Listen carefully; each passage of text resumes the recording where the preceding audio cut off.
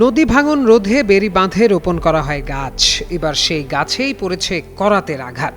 একে একে কাটা হয় ২০টি গাছ, অথচ এই গাছগুলোই ছিল নদী রক্ষার প্রহরী। তবে শুধু ব্যক্তিগত গাড়ি বাড়িতে প্রবেশের জন্য এমন কাণ্ড ঘটানো হয়, আর এই অভিযোগের নেপথ্যে এক বিএনপি নেতা।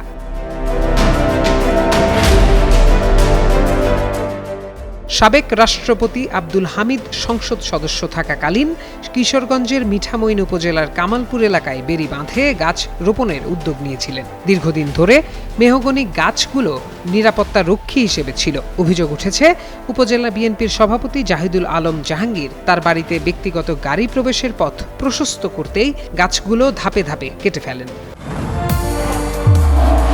নির্মাণে নাম্বার 1 শাহ সিমেন্ট। স্থানীয়রা বলেন, ৫ আগস্টের পর থেকে একে একে গাছ কাটা শুরু করেন জাহাঙ্গীর। সর্বশেষ গত ২১ ফেব্রুয়ারি একই সঙ্গে ১০ থেকে ১২টি গাছ কেটে ফেলেন তিনি। প্রতিটি গাছের আনুমানিক বাজার মূল্য ২০ থেকে ২৫ হাজার টাকা। ঘটনার পর এলাকায় ক্ষোভ ছড়িয়ে পড়লেও অভিযুক্ত ব্যক্তি প্রভাবশালী হওয়ায় প্রকাশ্যে কেউ মুখ খুলতে সাহস পাচ্ছেন না।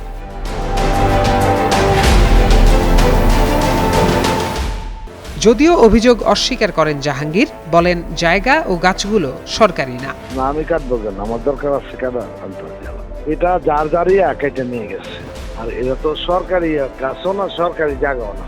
সারা রাস্তা জুড়ে এই যে কামালপুর থেকে আর আগে কাজ ছিল, এটা যার যারই ডাল কাটে লাকড়ি মাকড়ি বানাইছে, কেটে বালাই। আমরা বাজারে নেই বা ইয়াতে যাই, এর নেই যে গাড়ি অ্যাক্সিডেন্ট হয়, ইয়া হয়। বেড়িবাঁধ সরকারি না, এটা অধিগ্রহণকৃত না।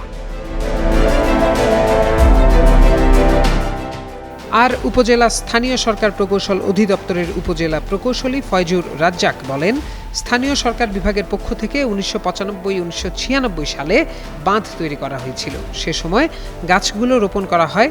গাছ কেটে ফেলার বিষয়টি জানার পর সমিলে গিয়ে গাছগুলো জব্দ করা হয়েছে। এই ঘটনায় শ্রমিক আঙ্গুর মিয়া সহ অজ্ঞাত আরও ৩ জনকে আসামি করে মামলা করেছেন তিনি।